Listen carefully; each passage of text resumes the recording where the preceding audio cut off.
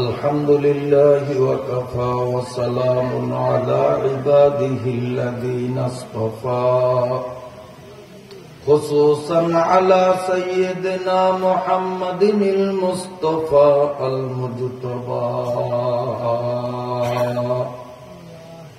صلى الله تعالى عليه وعلى آله وأصحابه وسلم تسليما كثيرا كثيرا.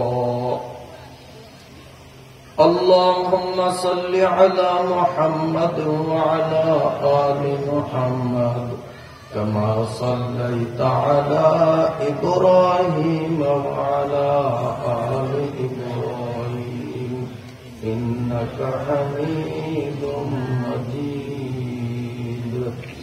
اللهم بارك على محمد وعلى آل محمد كما باركت على إبراهيم وعلى آل إبراهيم إنك حميد مجيد.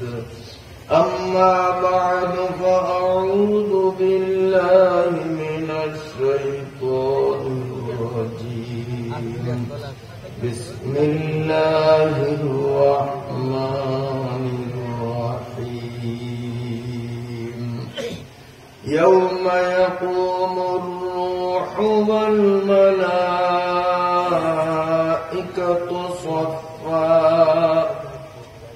لا يتكلمون إلا من أذن له الرحمن وقال صوابا. ذلك اليوم الحق فمن شاء اتخذ إلى ربه مآبا. إنا أنذرناكم عذابا قريبا يوم ينظر المرء ما قدمت يداه ويقول الكافر يا ليتني كنت ترابا. صدق الله مولانا العظيم.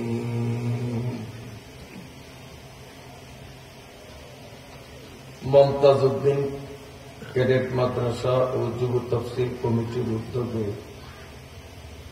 2 দিন ব্যাপী আয়োজিত বার্ষিক ওয়াজ মাহফিলের আজ শেষ দিনের সমাপনী পর্বের মহতারম সদরে জলসা উপস্থিত হযরত উলামা ইকরাম, সম্মানিত মুরব্বিগণ,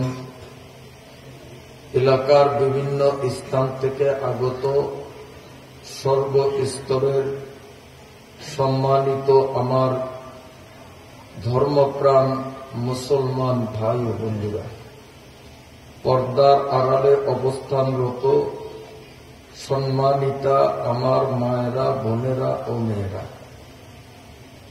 আমি সংক্ষিপ্ত খুতবা এবং দুরূদ শরীফ পাঠান্তে পবিত্র কুরআনুল কারীমের 30 নম্বর পারার 1 নম্বর সূরা, সূরাটির নাম হল সূরা-ই নাবা। 40 আয়াত বিশিষ্ট এই সূরাটি মহা পবিত্র ভূমি মক্কা নগরীতে আমাদের প্রিয় নবীর হিজরতের আগে অবতীর্ণ হয়েছে। হিজরত পূর্ব অবতীর্ণ 40 আয়াত বিশিষ্ট সূরা-ই আন-নাবার 38, 39 ও 40 তিনটা আয়াত, অর্থাৎ সূরার সর্বশেষ 3টা আয়াত আমি আপনাদের সামনে তিলাওয়াত করলাম। আমি লক্ষ্য করেছি অনেক মসজিদে, বিশেষ করে মাগরিবের নামাজে অনেক ইমাম সাহেবরা এই আয়াতগুলি তিলাওয়াত করে থাকেন। আপনারা শুনছেন না? তো আপনারা দৈনন্দিন বিশেষ করে মাগরিবের নামাজে এই আয়াতগুলো অনেক ইমামদের মুখ থেকে শোনেন, কিন্তু অর্থ বোঝেন না। এজন্য আমি এই আয়াতগুলোর শাব্দিক অর্থ, প্রাসঙ্গিক ব্যাখ্যা সম্বলিত কিছু আলোচনা উপস্থাপন করার ইচ্ছে করেছি, যাতে করে আবার নামাজে যখন দাঁড়াবেন ইমামের পাক জবান থেকে আয়াতগুলোর তিলাওয়াত শুনবেন, তখন অর্থগুলো আপনাদের বুঝে আসবে, তখন নামাজে আন্তরিকতা বাড়বে না কমবে? অনেকভাবে মজা লাগবে। এতদিন পড়ছেন, নামাজ পড়ছেন, ইমাম কি বলে অর্থ বুঝেন না।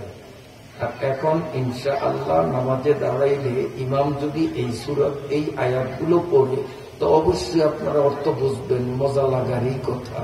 আল্লাহ তাআলা আমাদের মাহফিলকে কবুল ফরমান। আমি সূরা নাবার তিলাওয়াতকৃত শেষোক্ত 3টি আয়াতের বিষয়ভিত্তিক আলোচনা শুরু করার আগে একটা প্রশ্নের এবং তার উত্তর আপনাদের সামনে পরিষ্কার করব। প্রশ্নটি করেছেন রাসূলুল্লাহ সাল্লাল্লাহু আলাইহি ওয়াসাল্লামের বিশিষ্ট মহিলা সাহাবী আসমা বিনতে ইয়াজিদ। মহিলার নাম আসমা, তার বাবার নাম ইয়াজিদ। ইয়াজিদের মেয়ে আসমা রাসূলুল্লাহ সাল্লাল্লাহু আলাইহি ওয়াসাল্লামকে প্রশ্ন করছেন। প্রিয় নবী সাল্লাল্লাহু আলাইহি ওয়াসাল্লাম উত্তরে আসমাকে বললেন, তোমার প্রশ্নের জবাবটা গোটা দুনিয়ার নারী জাতির কাছে পৌঁছাইয়া দাও। তাহলে চরজংলার নারী জাতিরাও ওই প্রশ্নের জবাব শোনার প্রয়োজনীয়তা আছে কিনা? কারণ নবীজি বিবি আসমাকে বলছেন, পৃথিবীর প্রতিটি মুসলিম নারীদেরকে এই উত্তরটা জানাইয়া দাও। এজন্য চরজংলায় মাইকের আওয়াজ যতটুকু জায়গায় পৌঁছায়, আমার সকল মায়েরা, বোনেরা, মেয়েরা যে যেখানে আছেন, আপনারা পারস্পরিক কথাবার্তা বন্ধ দিয়ে আপাতত ওয়াজ যতক্ষণ চলবে ততক্ষণ সময়ের জন্য পান চাবানি বন্ধ দিয়ে খুব একাগ্র চিত্তে কথাগুলোর দিকে মনোনিবেশ করবেন। জানি না আল্লাহ কোন হালতে, কোন অবস্থায়, কোন কথায় আমাদের জীবনের পরিবর্তন ঘটিয়ে দিতে পারেন। প্রশ্ন করছিলেন পুরুষ না মহিলা? মহিলা। নাম আসমা, বাবার নাম ইয়াজিদ। ইয়াজিদের কন্যা আসমা নবীকে প্রশ্ন করছেন। এই প্রশ্নটা বুঝার আগে আরেকটা জিনিস আমাদের বুঝতে হবে, আমরাও মানুষ, আর নবীজির আমলে যারা মুসলমান পুরুষ বা নারী তারাও তো মানুষ ছিলেন না, ফেরেশতা ছিলেন। আবু বকর, ওমর, ওসমান, যাদের নাম আমরা জানি, অনেকের নাম অনেকে জানি না, নবীজির সাহাবী, এরা মানুষ না ফেরেশতা? তারাও মানুষ, আমরাও মানুষ। কিন্তু কেমন মানুষ? সাহাবা ইকরাম যদি এই যুগে জীবিত থাকতেন আর আমাদেরকে দেখতেন, আমাদের যেই কর্মকাণ্ড, রীতিনীতি, কথাবার্তা, স্বভাব চরিত্র, সাহাবারা আমাদেরকে মুসলমানের মধ্যেই হয়তো গণ্য করতেন না, যে এটি কিসের মুসলমান। তো মুসলমান নামাজ ছাড়ে কেমনি? মুসলমান রোজা ছাড়ে কেমনি? মুসলমান পর্দা অমান্য করে কেমনি? মুসলমান মিথ্যা কথা বলে কেমনি? মুসলমান সুদ ঘুষে জড়িত হয় কেমনি? এগুলো মুসলমানের কাজ? আর এখন বর্তমানে আমরা যারা মুসলমান দাবি করি আমাদের মধ্যে এই দোষগুলি আছে কিনা? তাহলে সাহাবা ইকরাম আমাদেরকে দেখলে আমাদেরকে মুসলমান বলে হয়তো স্বীকৃতি দিতেন না। আর আমরা যদি সাহাবিদেরকে দেখতাম তা আমরা ওনাদেরকে বুদ্ধিমান বলেই মনে করতাম না। আমরা ভাবতাম যে এগুলি সব পাগলের সন্তান, আসলে মাথায় গিলু নাই। কেন কেন আমরা বুদ্ধিমান মনে করি? যে বেশি ধোঁকাবাজি করতে পারে, ফিতনা ফাসাদ করতে পারে, টাকা কামাই করতে পারে, হালাল ভাবে হোক আর হারাম ভাবে হোক টাকা কামাই করতে পারে, বড় বড় বিল্ডিং বানাইতে পারে, আমরাই তাদেরকে কি বলি? জ্ঞানী। বুদ্ধি আছে, অল্প দিনে কত টাকার মালিক, বাবা বলা শহরে কি সুন্দর 25 তলা বিল্ডিং বানাইছে, লোকটা খুব জ্ঞান, আমরা জ্ঞানী মনে করি। আর সাহাবা ইকরাম তারা দুনিয়ার কোন লোভ তাদের মধ্যে ছিল না। দুনিয়া আসলেও ভালো আলহামদুলিল্লাহ, দুনিয়া না আসলে অভাবে থাকলেও সবর, কিন্তু তাদের টার্গেট ছিল আখিরাত। আমাদের টার্গেট হলো দুনিয়া, কে কত দুনিয়া কামাইতে পারি। আর সাহাবাদের হুজুর একটু জায়গা দেব মনে,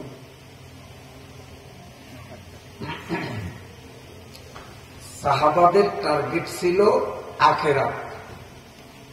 আখিরাত ঠিক রাখিয়া দুনিয়া পাইলেও ভালা, না পাইলেও ভালা। আর আমাদের অবস্থা তার টোটাল উল্টা, যে আমাদের দুনিয়া ঠিক রাখিয়া আখিরাত পাইলেও ভালা, না পাইলেও ভালা। আমার আগে দুনিয়া ঠিক রাখতে হবে। বেশ কমটা হলো এই জায়গায়, কথাটা বুঝাইতে পারছেন? তো সাহাবা ইকরামদের সামনে দুনিয়ার থেকে আখিরাতের গুরুত্ব কম ছিল না বেশি ছিল? বেশি ছিল। আখিরাত কামাই করার পরে হাতে টাইম পাইলে দুনিয়া কামাইতেন, আর আখিরাত কামাই করার পরে টাইম না পাইলে দুনিয়া কামাইতেন না, সবর করতেন। দিনের পরে দিন কাটাইছেন না খেয়া, পানি খেয়া, কোনো আফসোস নাই। কেন? যে তার দিন ঠিক আছে। তো মহিলা সাহাবি কি নাম জানি কয় না? আপনার গ্রামে এই নামে নাই? আছে, অনেক মেয়েদের নাম আছে আসমা। আসমা শব্দের বাংলা অর্থ হইল অতি মূল্যবান। আসমা শব্দের বাংলা অর্থ কি? অতি মূল্যবান, দামি দামি। অথচ যার নাম আসমা দেখা যায় পর্দা পুশিদা নাই, নামাজ রোজা নাই, হায়েজ নেফাস থেকে কিভাবে পবিত্র হইতে হয় সেই মাসলা জানা নাই, অথচ নাম হইল অতি উত্তম। নাম হইল লাল মেয়া, চেহারা হইল হাইলার তলের তনো কালা। ইয়াজিদের মেয়ে আসমা রাসূলুল্লাহ সাল্লাল্লাহু আলাইহি সাল্লামের কাছে প্রশ্ন করলেন, ইয়া রাসূলুল্লাহ, আল্লাহ আমাদেরকে নারী বানিয়ে ঠকাইছেন। কেন? আপনি দেখেন না পুরুষরা 5 ওয়াক্ত নামাজ মসজিদে যায় পড়ে, আর আমরা নারীরা ঘরে পড়ি। তারপরে পুরুষরা শুক্রবারে জুমার নামাজ মসজিদে গিয়ে পড়ে, আর আমরা নারীরা ঘরে পড়ি। পুরুষরা মানুষ মারা গেলে ময়দানে মাঠে গিয়ে জানাজায় শরীক হয়, আমরা নারীরা যাইতে পারি না। পুরুষরা সময় সুযোগ হলে, টাকা কড়ি থাকলে তারা হজ করতে পারে, আমরা নারীরা পারি না। আমরা হজ করতে হলে আমাদের সাথে মোহরেম থাকা লাগবে। মোহরেম ছাড়া, অর্থাৎ যার সাথে কখনো বিবাহের সুযোগ নাই এমন লোককে বলে মোহরেম। যেমন আমার মেয়ে, আমি বাবা, কোন কালে কোন অবস্থায় আমি কি আমার মেয়েকে বিয়ে করতে পারবো? তো আমার মেয়ের জন্য আমি হইলাম মোহরেম।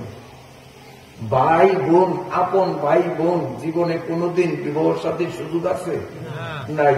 তাহলে ওই বোনের জন্য ভাই হলো মোহরেম, দুলাবাই আর শালি, বলেন তো এখানে দুলাবাই মোহরমের মধ্যে পড়ে কি পড়ে না? কেউ কয় পড়ে, কেউ কয় পড়ে না। আমি কবু কোনটা পড়ে? দল তো আপনারা দুইটা হয়েছেন, কোন দলে যোগ দিতাম? আচ্ছা শোনেন,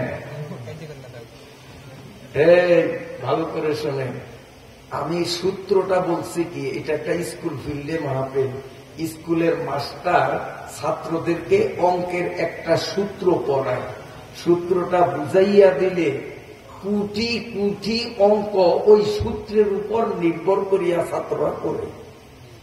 সূত্র কিন্তু একটাই, সূত্রটা বুঝলে কোটি কোটি অঙ্ক করা সহজ। আমি সূত্রটা বলছি কি, মোহরেম কারে কয়? এমন পুরুষকে মোহরেম বলা হয় যেই পুরুষ ওই নারীকে জীবনে কখনো পশ্চিমকালেও বিবাহ করার সুযোগ হবে না, এমন পুরুষকে বলে মোহরেম। এখন দুলাবাই শালীরে বিয়ে করতে কোন সময় পারবো কিনা? কোন সময় পারবে না, কোন সময় পারবে না। পাল্লা দিয়ে না, আপনাকে দেশে এরকম বউ মরিয়া গেছে, তারপরে ওই নিজের শালীরে অথবা জেঠু সে বিয়ে করছে, এমন ঘটনা মনে হয় এই দেশে নাই। এখন বিবাহ করতে পারে না শালীরে, কেন? ঘরে যেহেতু শালীর আপন বই আছে, শালীরে যদি বিয়ে করে তাহলে এক স্বামীর আন্ডারে আপন দুই বোন হইয়া যায়, আপন দুই বোন একসাথে রাখা যায় না। এই বোনটা হইল বেড়া, যার কারণে এখন শালীরে দুলাবাই বিয়ে করতে পারে না।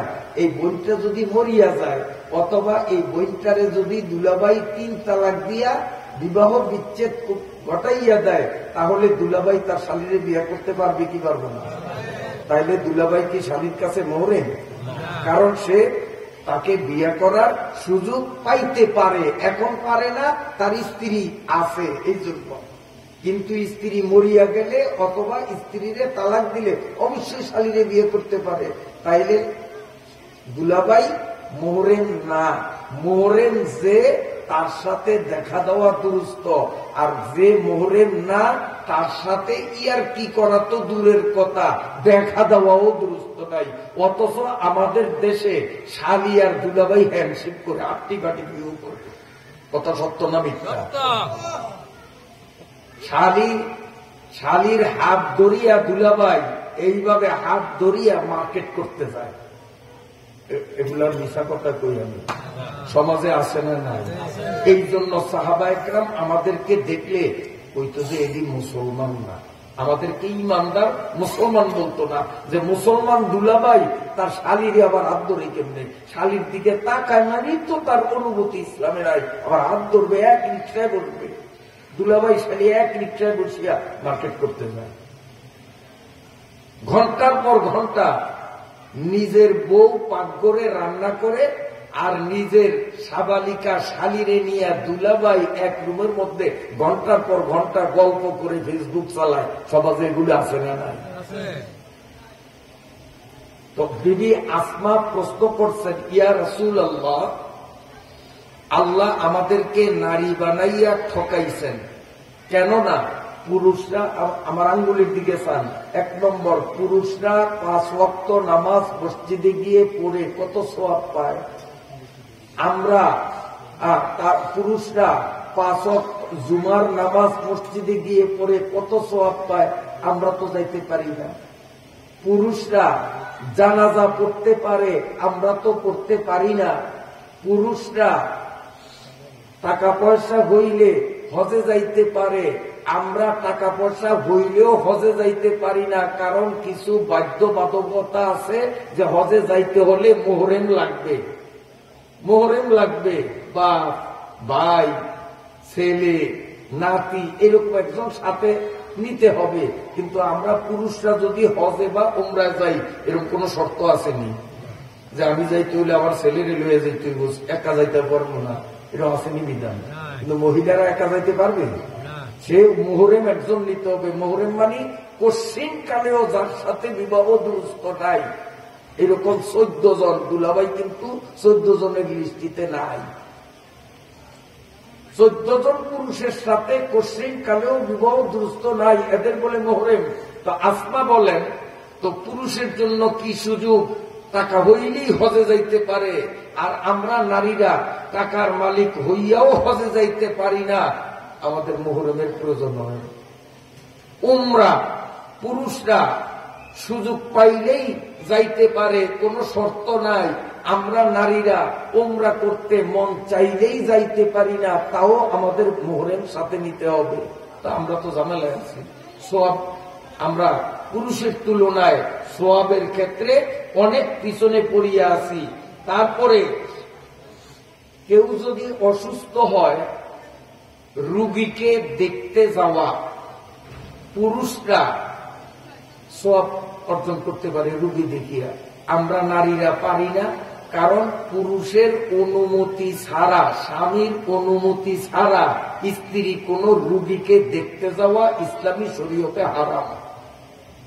এমনকি বাবা যদি অসুস্থ হয়, বাপের বাড়ির থেকে মেয়ের কাছে সংবাদ গেল, মোবাইল আসলো যে তোর বাবা বাসে কিনা সন্দেহ, চোখ উল্টে গেছে, গাল দিয়া লালা করে জিব্বা বাইরে গেছে, মনে হয় 2-1 মিনিটে মারা যাবে, এমন কঠিন সংবাদও যদি পায়, ওই মহিলা তার স্বামীর অনুমতি না নিয়া মরণকালে বাবারে দেখতে যাওয়াও তার জন্য হারাম। ঈমান নিয়ে মরতে পারবে না, কারণ বাবার থেকে স্বামী বড়। মাসলা ভালো করে শুনিয়েন, বুঝাইছেনি কথা? তো বিবি আসমার প্রশ্ন হল যে পুরুষরা অসুস্থ রুগীকে দেখিয়া সওয়াব কামাই করতে পারে, কারো অনুমতির তোয়াক্কা করা লাগে না। আর আমরা নারীরা কোন অসুস্থ রুগীকে দেখতে যাইতে পারি না স্বামীর অনুমতি ছাড়া। স্বামী অনুমতি দিলে যাইতে পারি, না দিলে যাইতে পারি না। যার কারণে অনুমতি না পাওয়াতে আমরা অনেক ক্ষেত্রে রুগী দেখিয়া সওয়াব দিতে পারি না। রুগী দেখলে কি সওয়াব, সংক্ষেপে একটু বলি।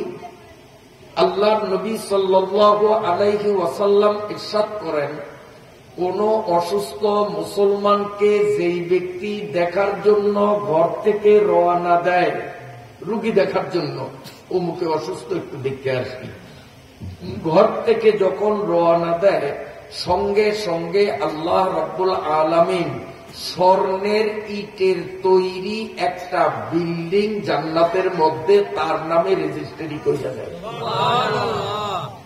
এই 1 নম্বর।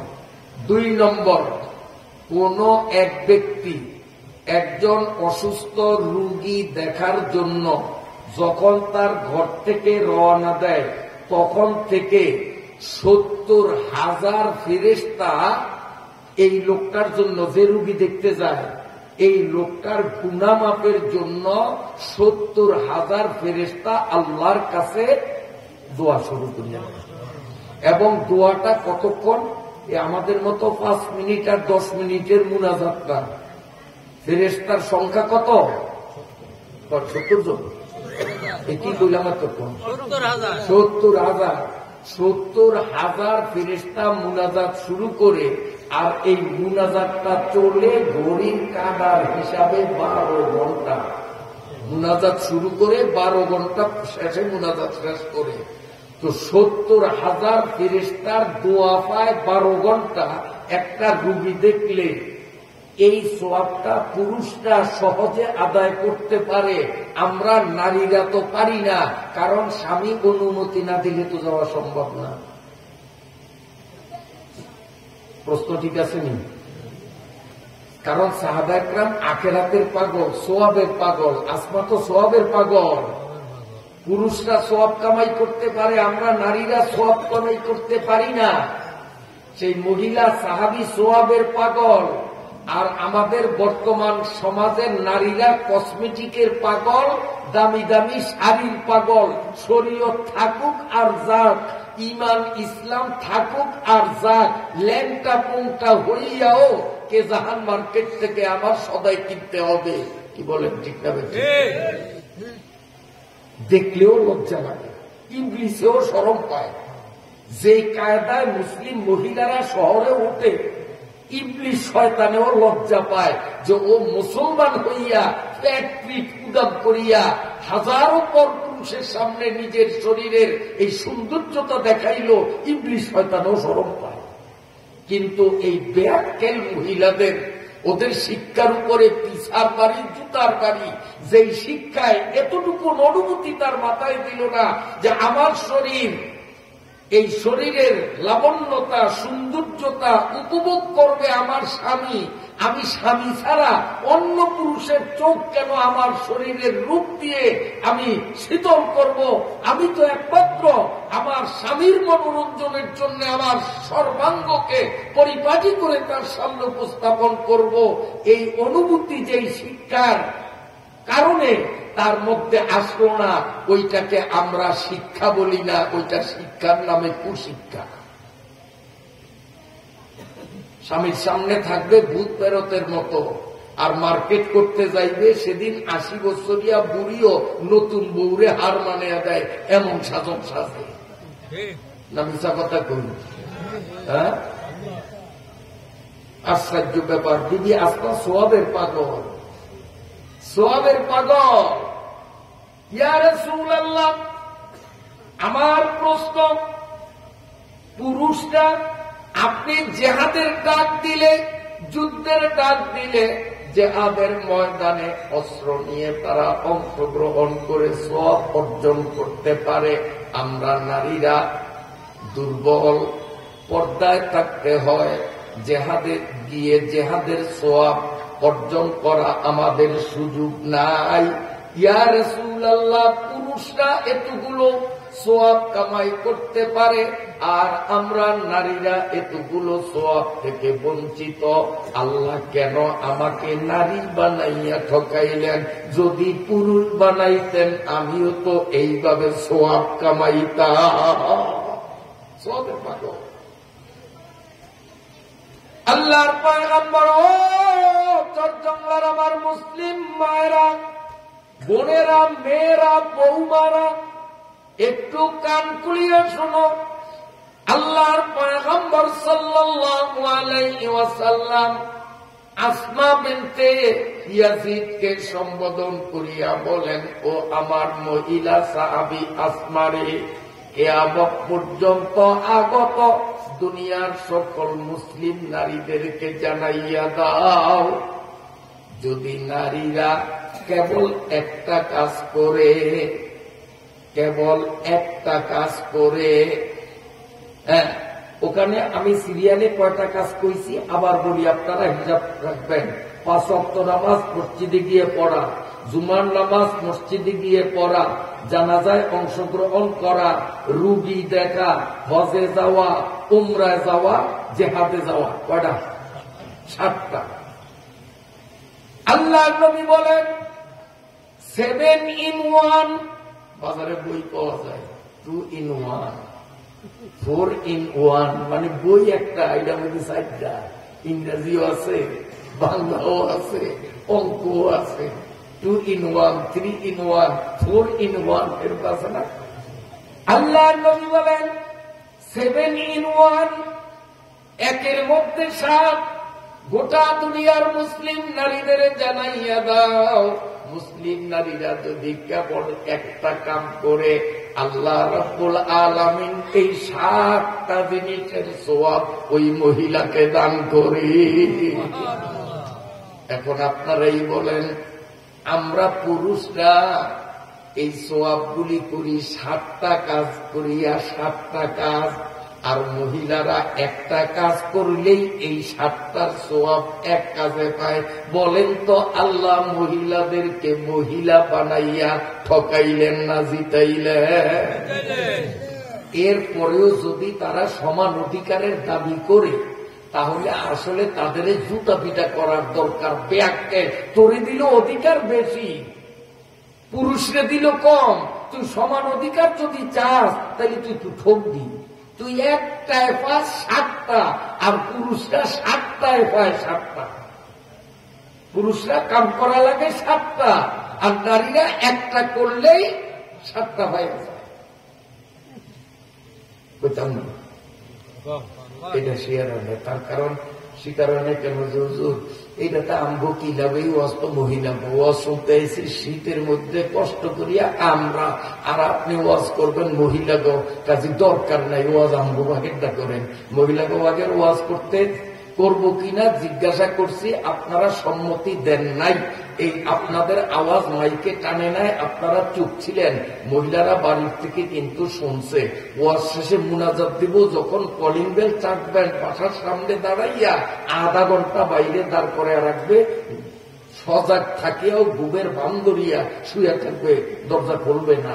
এরপরে যখন আপনি দরজা লাথি মারবেন, চেঁচামেচি করবেন, রাগারাগি গালাগালি শুরু করবেন, তখন ভিতর থেকে বন্ধ দরজা খুলবে না, বন্ধ দরজার ওপার থেকে বলবে আজকে দরজার উপরে 144 দ্বারা নবীপুরি হুজুরে মহিলাকে ওয়াজ করতে চাইছিল যে মহিলারা একটা কাম করলেই পুরুষরা 7টা কাম করিয়া যেই সওয়াব পায়, মহিলারা একটা কাজ করলেই 7 in 1 একেই 7 পায়। এই ওয়াজটা করব কিনা আপনাদের জিজ্ঞাসা করছে। আপনারা যে হুজুর করেন বলেন নাই, আপনারা চুপ ছিলেন। অতএব দরজা আমরা খুলব না। যদি আপনারা সম্মতি দিতেন তো হুজুরে ওয়াজ করতেন, আমরা আজকের থেকেই সেই কামটা শুরু করতাম। এই জন্য আমার মনে হয় একজনের আজকে ঘরে থাকা হবে না যারা চুপ করেছেন। বাইরে থাকাই বালা কুয়াশার মধ্যে কি বলেন করতাম। হ্যাঁ বুড়িয়া কয় করবেন, বুড়িয়ার বেই লাগছেনি করবো। জোয়ানরা কম বলবো আল্লাহ। নবী আলাইহিস সালাম বলেন, এ আসমান, একটা কাম যদি করো, পুরুষরা 7টা কামে যেই সওয়াব, তোমরা একটা কাজেই সেই সওয়াব পাবা। বিবি আসমা নবী তাড়াতাড়ি বলেন, আজ থেকেই শুরু করব। আল্লাহর নবী বলেন, কাম হলো একটা, সেটি হলো মনে প্রাণে, আচার আচরণে, কথা বার্তায়, ব্যবহারে এমন ভাবে স্বামীর সাথে সময় কাটাইতে হবে যেন তোমার ব্যবহারে, তোমার কথায়, তোমার আচার আচরণে, তোমার কর্মকাণ্ডে স্বামীর মনে ব্যথা না পায়, স্বামী তোমার উপরে সন্তুষ্ট থাকে। একটা কাজ স্বামীর মনোরঞ্জন করা যদি করতে পারো, আমি নবী বললাম 5 ওয়াক্ত নামাজ মসজিদে গিয়ে পড়া, জুমার নামাজ মসজিদে গিয়ে পড়া, এইভাবে রুগী দেখতে যাওয়া, হজে যাওয়া, উমরায় যাওয়া, 7টা জিনিস পুরুষরা করিয়া যেই সওয়াব পায়, তোমরা যদি শুধু একটা কাম স্বামীর মন খুশি করতে পারো, আল্লাহ ওই 7 কামের সওয়াব একত্রিত করলে সওয়াবের পরিমাণ যা হবে ওই পরিমাণ সওয়াব তোমার আমল নামায় দিয়ে দিবে। আছে আমাদের সমাজে বলি নাই, নাই, না থাকার জন্য মহিলাদেরকে আমি দায়ী করি না, আমি দায়ী করি পুরুষদেরকে। কেন? একটা প্রশ্ন করব, উত্তর দেবেন। আমি সূরা নাবার তাফসীর শোনাবো ইনশাআল্লাহ। এখন শুরু করি না কেন? আল্লাহর বান্দারা ধীরে ধীরে আসতেছে, অপেক্ষায় আছি যে যারা আসার নিয়ত করছে ওরা আসুক, ময়দানটা ভরুক। ইনশাআল্লাহ ময়দানও ভরবে, তাফসীরও শুরু হবে। এখন আমি ফিল্ডটা একটু তৈরি করতেছি। আলহামদুলিল্লাহ অনেক অংশ ভরে গেছে, অল্প সময়ের মধ্যে আশা করি বাকিটাও ভরবে। মনে করবেন না যে আমি ভুলে গেছি কোন আয়াত পড়ছি। সূরা নাবা 40 আয়াত, লাস্টের 3টা আয়াত আমি পড়ছি 38, 39, 40। অত্যন্ত চমকপ্রদ আলোচনা, শিক্ষাপ্রদ আলোচনা, গুরুত্বপূর্ণ আলোচনা ওই আয়াত থেকে আমি করব। তার আগে ফিল্ড তৈরি করার জন্য যে কথাগুলো বলি এগুলো তো হাদিস থেকে বলতেছি, কোনো ফালতু কথা বলি না। আল্লাহ, তো আমি আপনাদের একটা প্রশ্ন করব, আপনারা বুঝে শুনে উত্তর দিবেন। সাইকেল আসেনি সরজম ভাই? বাইসাইকেল আছে। বাইসাইকেলের আমার জানা মতে চাকার ভিতরে বাইরে আছে গাজী কোম্পানির কালা টায়ার, ভিতরে আছে কমেট কোম্পানির গোলাপি টিউব। আপনার নবীপুরা যেটি দেখছি সাইকেল এটি, আপনাকে সব জঙ্গল আবার ভিন্ন রকম জানি না। আপনাকে মনে হয় টিউব বাইরে থাকে, টায়ার ভিতরে থাকে। আমাকে নবীপুরে কিন্তু টিউব থাকে ভিতরে, টায়ার থাকে বাইরে। আপনাকে কি একই নয়? কথা বুঝতে হবে তো। আমি জিজ্ঞাসা করি আমার কথা আপনারা বোঝেন কিনা। মা বোনরা আপনারা খুব খেয়ালে শুনবেন। এখন টায়ারটা বাইরে, টিউবটা ভিতরে কেন?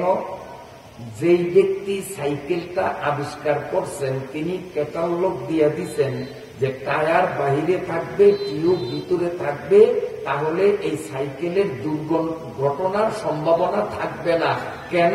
যেহেতু জন্মগতভাবে টায়ার শক্ত আর জন্মগতভাবে টিউব আরো শক্ত।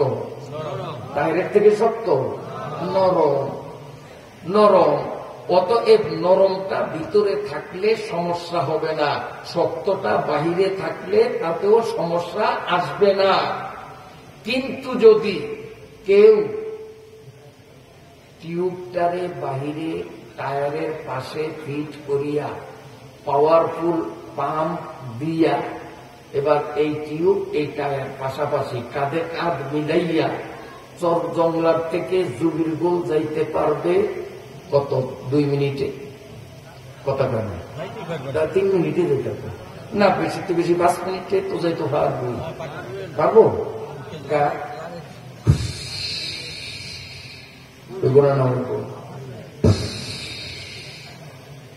কথা, আমার কথা বুঝে না। ফুস গো ফুস ফুস। কারণ নরম টিউব এইটা বাইরে থাকলে রাস্তার উপরে যে বখাটে ইটের কণা আছে ওর নজর কিন্তু খারাপ। ও এই নরম টিউবকে দেখলে লোক সামলাইতে পারবে না। মজাটা কেমন? ছুইলে একটু ছোঁয়া দিব, ছোঁয়ার সাথেই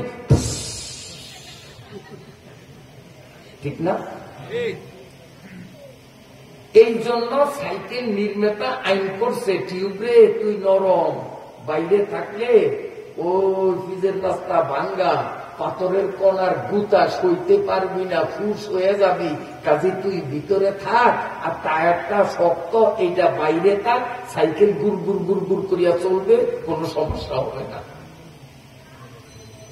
আল্লাহ বলেন নারীরা হলো জন্মগতভাবে নরম, আর পুরুষদের বডি জন্মগতভাবে শক্তই। দেখেন না স্টিল বডি, স্টিলের চেয়ে কম না।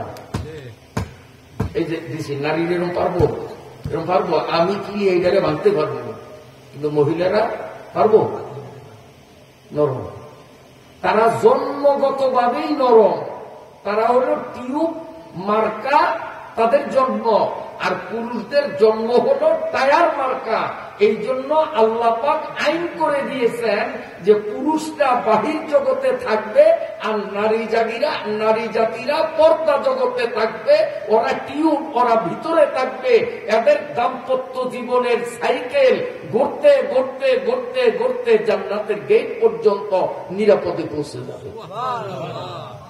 কিন্তু এখন যত ফুস হয়, পত্র পত্রিকায়, ফেসবুকে, ইউটিউবে ফুসের যত ঘটনা আমরা দেখি, আমার জানা মতে এমন ঘটনা পাই নাই যে অমুক মুফতি সাহেবের বউ হাইজাক হয়ে গেছে, অমুক মাওলানা সাহেবের বউরে ইফটিজিং করছে, অমুক হুজুরের বউকে অমুকে মানহানি করছে, এইরকম ঘটনা দেখি নাই। তার কারণ হুজুররা টায়ার বাইরে, হুজুরগো বউরা টিউব ভিতরে আছে, যার কারণে ফুস হয় না। এই ফুসের যত ঘটনা খবরের কাগজে, ফেসবুকে, ইউটিউবে প্রচার মাধ্যমে দেখি, সব গুলি হইল হুজুর না এমন মানুষ যারা বউরে নিয়ে একসাথে মার্কেটে যায়, বউরে একা মার্কেট করতে পাঠায়, এগো বউরেই ইফটিজিংয়ের শিকার হয়, তারাই এভাবে অপহরণ হয়, তারা ধর্ষিতা হয়। কথার ঠিক না বেঠিক? এখন আমি জিজ্ঞাসা করি, আমার আসল কথা কিন্তু যেটা সেটা সামনে, এইটা হল ভূমিকা, এই হল মূল প্রশ্ন আমার। টিউব কিন্তু টিউবের জায়গায় ভিতরে ভিতরে টায়ারের জায়গায় বাইরে, কিন্তু টায়ারটা 2 ইঞ্চি পরিমাণ চিরা। টায়ারটা কি 2 ইঞ্চি, বেশি না, 2 হাত না, 2 ইঞ্চি পরিমাণ টায়ারটা চিরা। এখন এই চাক্কায় হাওয়া দিয়া এই সাইকেলে যদি ওঠে জহুরগুল যেতে পারবে? হ্যাঁ, কেন? ফুস হবে, ফুস হবে। কি ফুস হবে? টায়ার ফুস হবে না টিউব ফুস হবে? টিউব যে ফুস হইল দোষটা, ফুস হইল টিউব, দোষ কইলেন টায়ারের। আমি তো মানতে পারলাম না, টায়ার কি বাস্ট হয়েছে, বাস্ট হয়েছে টিউব, তো দোষ হইব টিউবের, টায়ারের দোষ কইলেন কার? যে হুজুর টায়ারটা ভালো না, এই টায়ারটা, আরে সোজা বাংলা ভাষায় কোন টায়ারটা ভালো না। টায়ারটা যদি ভালো হইতো তাহলে ও টিউব ফুস হইতো না, টায়ারটা ভালো না। আজকে স্বামী নামক টায়ার যদি ভালো হইতো, তার স্ত্রী নামক বউ ফুস হইতো না। বাবা নামক টায়ার যদি ভালো হইতো, মেয়ে নামক টিউবটা ফুস হইতো না। ভাই নামক টায়ারটা যদি ভালো হইতো, তাহলে বোন নামক টিউবটা ধর্ষিতা হইতো না। নারীদের আজকে ইজ্জত হানির জন্য আমি মোটেও নারীদের দায়ী করি না, এর জন্য সম্পূর্ণ দায়ভার পুরুষদের। পুরুষরা আসলে আমরা ভালো না, যার কারণে আমাদের নারীরা ইফটিজিং এর শিকার হয়। আমি বাপ, আমার মেয়েরে আমি পর্দায় রাখতে পারি নাই, আমি স্বামী আমার বউরে পর্দায় রাখতে পারি নাই, আমি মা, আমি ছেলে আমার মাকে পর্দায় রাখতে পারি নাই, আমি বোন আমি ভাই বোনকে পর্দায় রাখতে পারি নাই, তো আমি তো টায়ার ভালো না, কাজে আমার টিউব ফুস হলো, এর জন্য আমি দায়ী। আমি যদি ভালো হতাম তো আমার টিউব ফুস হইত না। কথা বুঝতে পারছি না? আল্লাহ আল্লাহ। মুহতারাম হাজিরিন, তো রাসূলুল্লাহ সাল্লাল্লাহু আলাইহি ওয়াসাল্লাম বললেন 7 in 1, মনে আছে নি? 7 in 1। পুরুষরা 7টা কাজ করিয়া যেই সওয়াব পায়, মহিলারা একটা কাজ করিয়াই সেই পরিমাণ সওয়াব পায়। সেই কাজটা হলো কি? স্বামীর সাথে ব্যবহার ভালো করা। কিন্তু বর্তমানে বাস্তবতার নিরিখে আমরা যদি তথ্য নেই, দেখবেন শিক্ষিত অশিক্ষিত, ধনী দরিদ্র নির্বিশেষে অধিকাংশ ফ্যামিলিতে স্বামী স্ত্রীর মধ্যে সাপ বেশি। কোনটা সমাজে প্রকাশ পায়, কোনটা সমাজে প্রকাশ পায় না। ভিতরে কিন্তু অশান্তির আগুন জ্বলে না, মিছা কথা কই। কারণ বর্তমান সমাজের অনেক বউরা স্বামীর সাথে খুব নোংরা আলোচনা করে, একটু থেকে একটু হলেই চোখ রাঙ্গা করিয়া স্বামীকে তুই তাঙ্গার বলিয়া তুচ্ছ তাচ্ছিল্য প্রতিপন্ন করিয়া স্বামীকে অনেক গালিগালাজ করে, কি করে না? করে কি না? এই যে বউরা যে স্বামীদেরকে গালি দেয়, তারা একটা কাজ করিয়া 7 কাজের সওয়াব নিতে পারে না। স্বামীর মনোরঞ্জন করে না, স্বামীর মনে দুঃখ দেয়, স্বামীর সাথে ভালো ব্যবহার করে না। এর জন্য আমি চরজংলার মহিলাদেরকে মোটেও দায়ী করি না, এর জন্য সম্পূর্ণরূপে দায়ী করি আমি পুরুষদেরকে। টায়ারগুলি ভালো না, কথা বুঝছেন?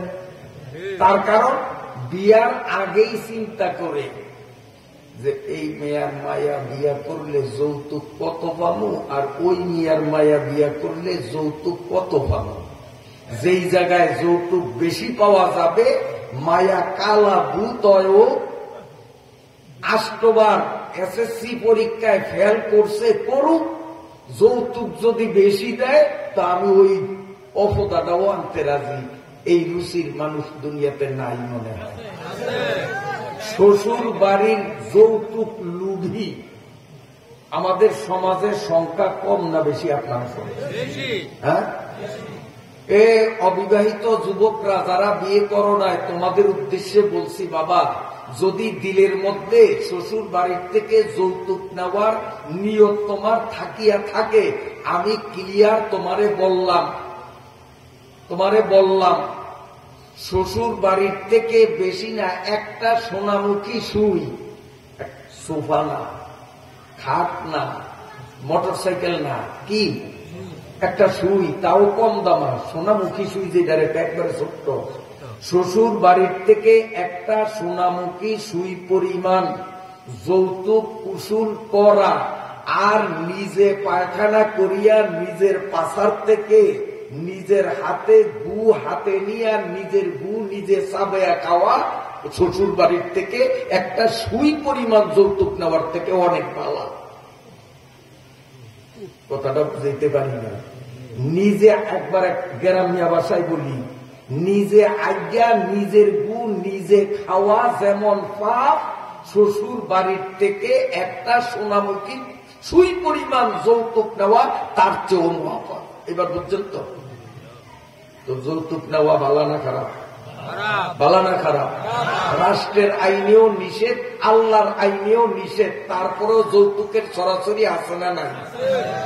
এই যৌতুকের তুফান এমন ভাবে বর্তমান সমাজে চলে, আল্লাহ মাফ করুক, টাইটেল পাস, কামেল পাস, দাওরা পাস, মাওলানা, তারাও পর্যন্ত শ্বশুর বাড়ির থেকে যৌতুক পাওয়ার জন্য হারা কইরা থাকে।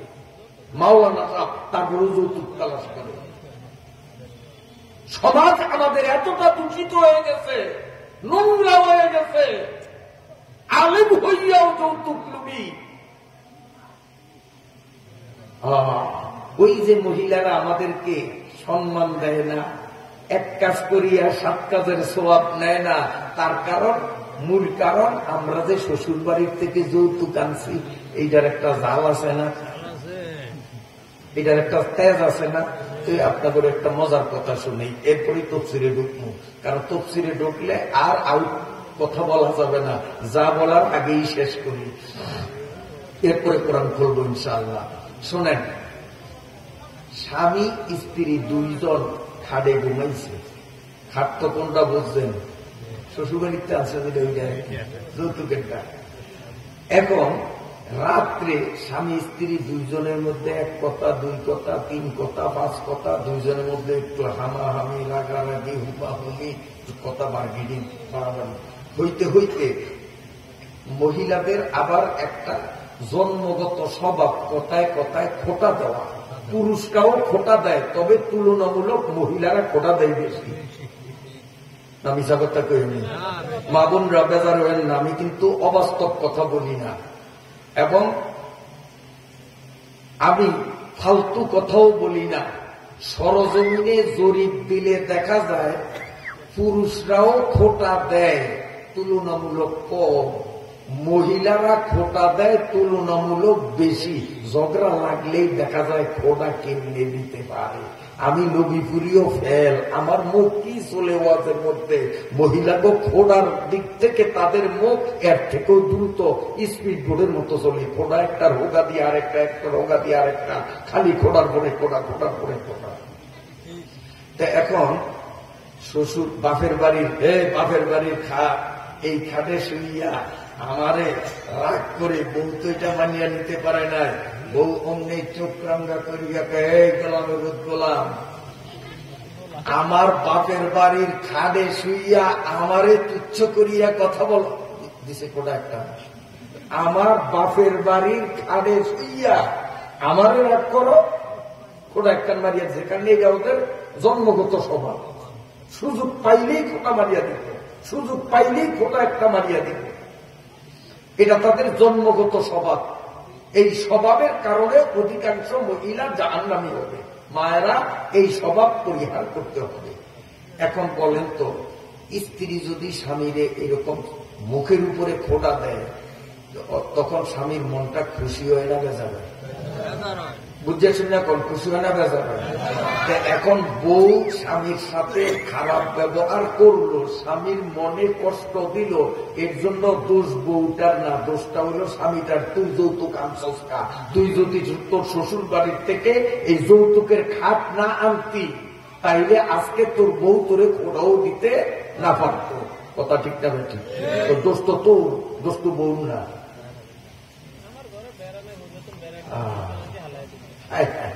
হৌর বেটার পোকা দিয়া লালুতা বাইরে বাইরে সোফা সেট দিতে হবে, মোটর সাইকেল দিতে হবে, আসেনি?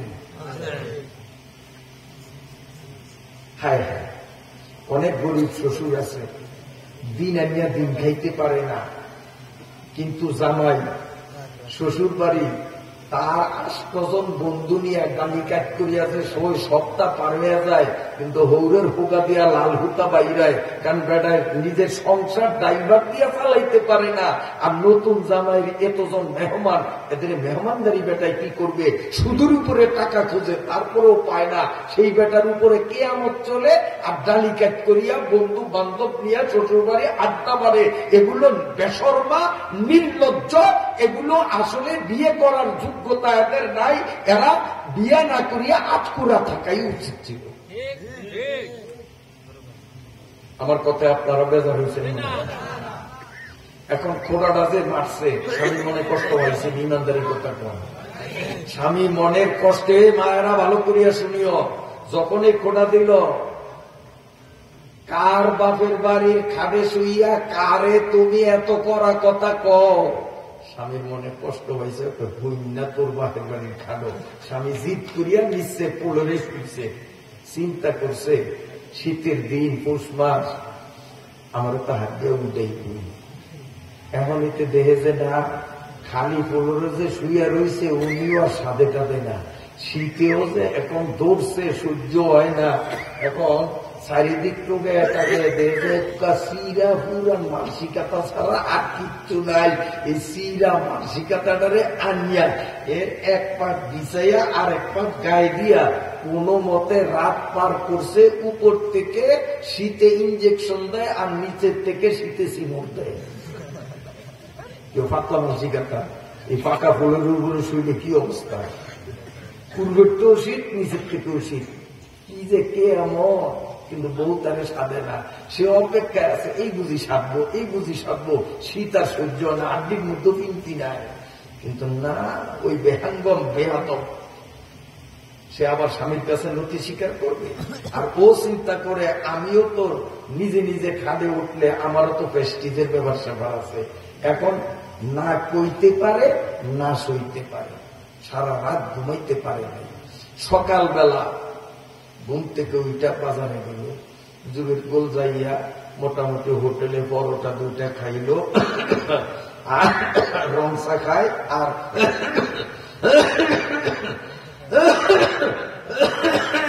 বুঝেন না, রাইতের অ্যাকশন আর কি। মনে করছে আমি কাশি, আমি কাশি নয়, অভিনয় করবো আমি বইয়া বইয়া। তো বন্ধু 2-3টায় কয়, কিরে কিরে এত ঠান্ডা লাগাইছস কা? হিসাব কিতাব করিয়া চলবি না? বিয়া কি তুই একলা করছস না? আমি আর ভাঙতে পারলাম না, ছোট্ট বলা বাইনাছে, আপনারা বুঝতে দিলেন, ইশারা দিলাম যে নতুন পাইয়াই খালি তালে বেতালে সালামি ঘোরা। হ্যাঁ, এই যেমন ঠান্ডা লাগিয়ে গেছে, ওরা মাঠ করছে একটা, এর তো করছে আরেকটা। এ কয় তোরা যা বুঝছো তা না, একবারও না। তাইলে এত কাশস কা? ভাই বলা যায় না, কারণ বোর লগে জিদ করিয়া মাটি ছুইয়া কাশুয়া বেড়াতে হয়েছে। এই কথা বন্ধুর কাছে কইলে নিজের দামটাই কইব না।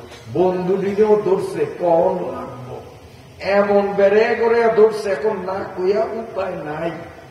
তারপরে কয় ভাই তোরা ধরছ, না কইয়া পারি না, আমার মাথা এখন টেনশন। গত রাত তো যেমনি পার করছি, আগামী রাত কি হয়, এখন তো আবার বলা যাইতে হইব, জাজিম কিনতে হইব, ল্যাব কিনতে হইব, নাইলে পোলরে শুইলে তো আমার মরণ নিশ্চিত। কি এই ঘটনা আমারে খোদা দিছে যে কার বাপের বাড়ির খাদে শুইয়া কারে রাগ হও। আমি জিদ করিয়া মাটিতে শুইছি, সারা রাত্রির মধ্যে আমারে সাধলো না, উঠাইলো না, ওই শীতে আমার কাজ হইছে। তোরা তো মনে করছো তার একটা। তখন বন্ধু কয়, শোন তোর জাজিমও কিনা লাগবে না, ল্যাফও কিনা লাগবে না। যদি আমগরে একটু হালকা পাতলা নাস্তা করস, 100 টাকা ব্যয় করস, তো আমরা বুদ্ধি শিখিয়ে দেবো, কিচ্ছু কিনা লাগবে না। দেখবি তোর বউ তোরে খাড়ে তুলতে বাধ্য হবে, তুই উঠবি না, তোরে ঠেঙ্গু দরিয়া টানলেও দেখবো। বুদ্ধিটা আগে দে। বুদ্ধি আগে দিলে তো বলে যদি টিফিন না করাস আগে খাওয়াই খাওয়া আদায় করিয়া তারপরে শোন, আজকে রাত্রে বাড়িতে যাবি একটু বেশি রাত্রে যাইয়া দরজায় দাঁড়াইয়া খুব মেজাজ দেখাইয়া ডাক দিবি দরজা খোলার জন্য, খুব একটু উত্তেজিত অবস্থায়। দরজাটা খুললে ভিতরে ঢুকবি, ঢুকি একটা স্লোগান শুরু করবি, বিপ্লবী স্লোগান, খুব জোরে সোরে, যাতে 3 গ্রামের মানুষ সজাগ হইয়া যায়।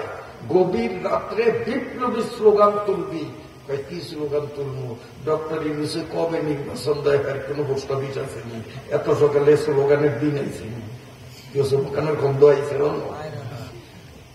কি স্লোগান? এখন নির্বাচন কবে হয় তার কোন খোঁজ খবর নাই, না কোনো সেনা শাসনই আইয়ে দেশের গতিও ধরা দরকার, আর আওয়ানো দরকার। এই চোর বাটপার গুলি নেড়ে একটু সাইজ করণ দরকার। চোর বাটপার গুলো বড় বড় বাড়ি বানাইছে, সব এখন হদিস বাড়িছে, একটাও ওদের টাকার না, ওদের বাবার টাকা না, আমাদের দেশের জনগণের টাকা চুরি করিয়া ওই চুরা টাকার বাড়ি বানাইছে। এই বাড়ি বাড়ি ভাঙছে, আমাদের চিত্তে কিছুটা শান্তি নেইছে, কারণ চোরা টাকার ঘর, জনগণের টাকা মারিয়া রাষ্ট্রীয় সম্পদ আত্মসাৎ করিয়া দেশে বিদেশে আলিচালান বাড়ি বানাইছে। এই বাড়িগুলি আরো আগে ভাঙা উচিত ছিল। আমার কথায় কারো মনে আঘাত লাগতে পারে, আমি কিন্তু অবাস্তব কথা বলি না। বন্ধুরা আমার, কয়েকটা বিপ্লবী স্লোগান দিবি। কি স্লোগান? নির্বাচন তো নাই, নির্বাচনী স্লোগান না, আজকের স্লোগান হবে 1 দফা 1 দাবি মানতে হবে, মেনে নাও। কারো বাপের বাড়ির খাট, কারো বাপের বাড়ির ভিটায় থাকতে পারবে না। আজকের স্লোগান হবে কি? কারো বাপের বাড়ির খাট, কারো বাপের বাড়ির ভিটায় থাকতে পারবে না। বুঝলেন না? আপনারা বোঝেন না? খাট তো হইল বউর বাপের বাড়ি, আর এই খাট যেই বিড়ার উপরে বিছাইছে, এই বিড়াটা কার বাপের বাড়ি? স্বামীর বাপের বাড়ি না। তুই খালি স্লোগান দিবি যে কারো বাপের বাড়ির খাট, কারো বাপের বাড়ির ভিটিতে রাখা যাবে না, এক্ষুনি খাট দিয়া ঘর থেকে বাইর। যখন এই স্লোগান দিবি দেখবি জোকের মতো বটিয়ে দিব, তখন আবার নাস্তা করার দরকার। আবার নাস্তা করাইয়া রাত্রে গিয়া যখন স্লোগান আরম্ভ করছে, বউ বলছে যে এখন তো শুধু আমারে হাত ধরিয়া বাইর করবে না, খাট সহ বাইর করবে। আর খাট সহ বাইর করিয়া যদি কুয়াশার মধ্যে আমারে শোয়াইয়া রাখে, ওর কি কাজ হয়েছে? আমার তো কাজ আসতেও পারত হবে। কি হোক, যদি খাট সহ বাইর করিয়া উড়ানে শোয়ায় তো মহিলার কি অবস্থা হবে? তো মহিলাকে আল্লাহর হস্তে আমারে মাফ করেন, পাও ধরিয়া মাফ চাইছে, বা স্বামী স্ত্রী আপোষ হয়ে গেছে। আমার মায়েরা, স্বামীরে খোঁটা দিও না, স্বামীর মনে দুঃখ দিও না।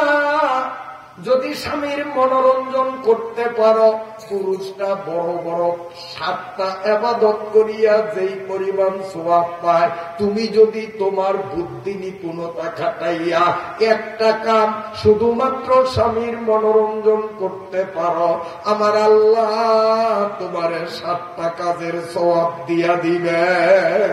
সুবহানাল্লাহ।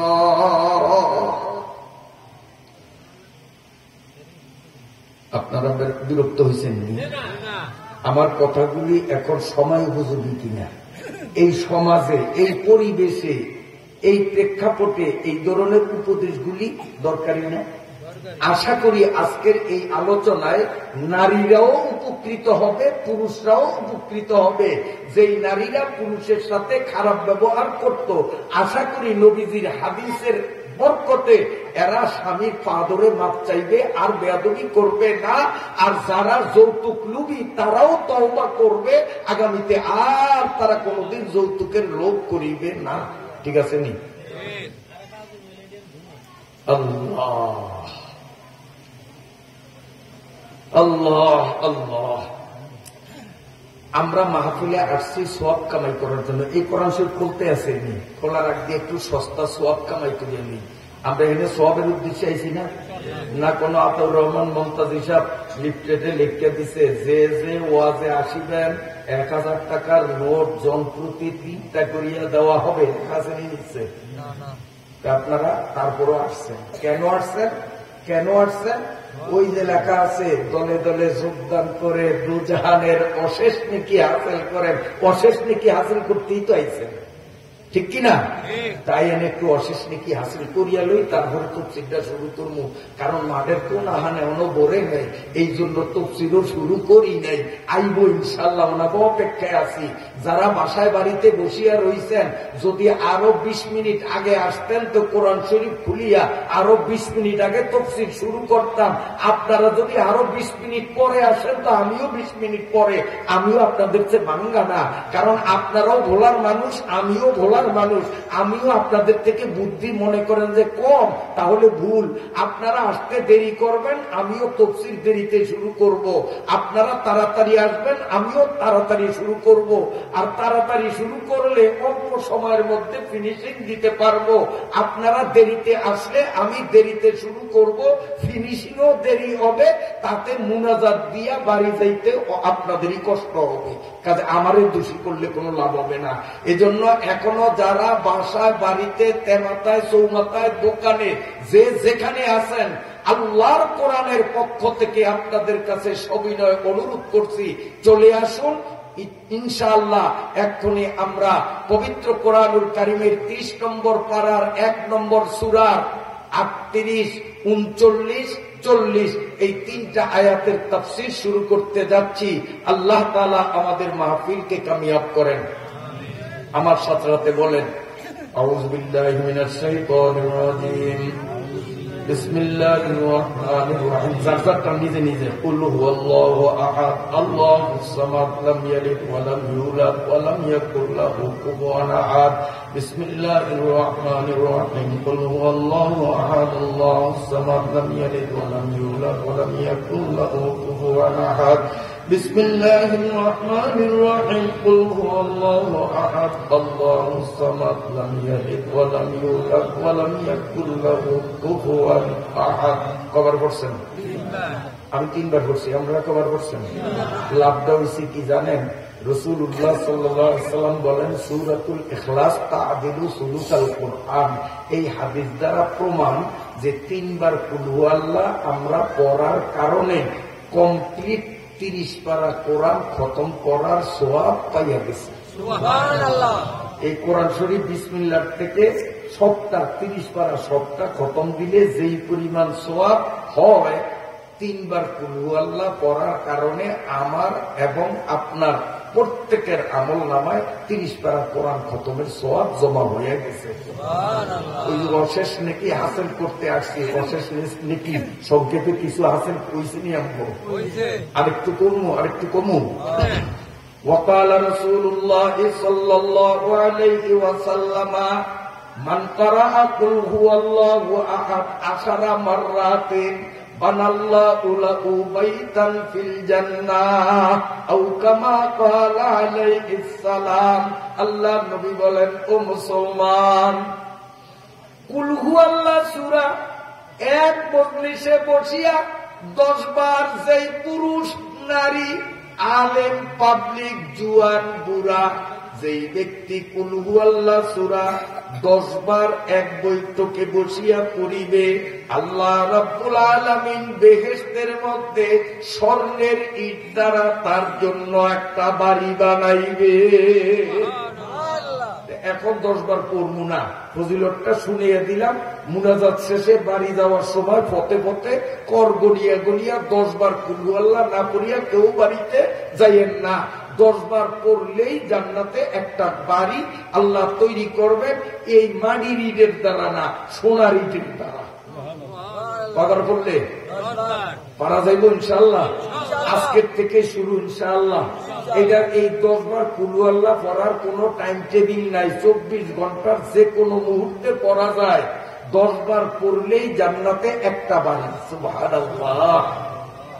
এখন অনেকে প্রশ্ন করতে পারে, হুজুর এইরকম ওয়াজই তো দরকার আছে, এই ওয়াজটা আরো আগে কেন মুফতি সাহেব পড়লো না, তার হুজুরে পড়লো না যে 10 বার কুলু আল্লাহ পড়লেই জান্নাতে বাড়ি হয়? তাই আর এই শীতের মধ্যে কষ্ট করিয়া কে ফজরের নামাজ পড়ে?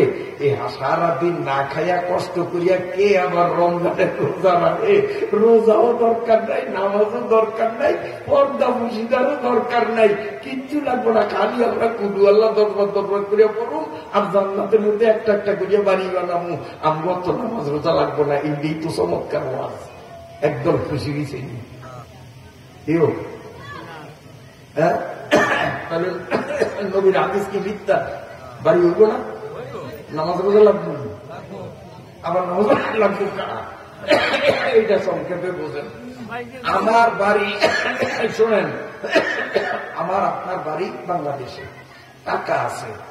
আমেরিকায় বাড়ি বানাইলাম 3টা, লন্ডনে বানাইলাম 4টা, ব্রিটেনে বানাইলাম 5টা। যে তোমার টাকা আছে, এক্সাম্পল, আপনার টাকা আছে, এই বাড়ির মালিক আমি, আপনি, ঠিক না? যেহেতু আমার টাকা দিয়ে বানাইছি, বাড়ির মালিক আমি না?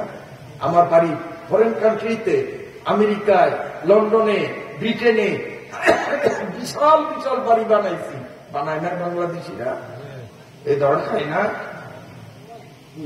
না না, চা খাইলে কাজ বানায়। এটা আমার নাম একটু সমস্যা হয়েছে, ইনশাল্লাহ সারিয়া দেব। তো বলতেছি কি, যে আমি বা আপনি বিদেশে বাড়ি বানাইছি টাকা দিয়ে, বাড়ির মালিক আমি না? সন্দেহ আছে? কথা কথা। আর আমার কথা বাংলা কথা বোঝেন। আর ব্যক্তি হিসাবে টাকা আছে মনে করেন, কথার কথা, আসলে নাই।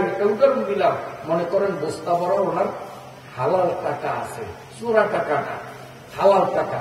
এই টাকা দিয়া আমেরিকা, লন্ডন, চীন, জাপান, অস্ট্রেলিয়া, বিভিন্ন দেশে বাড়ি বানাইছে।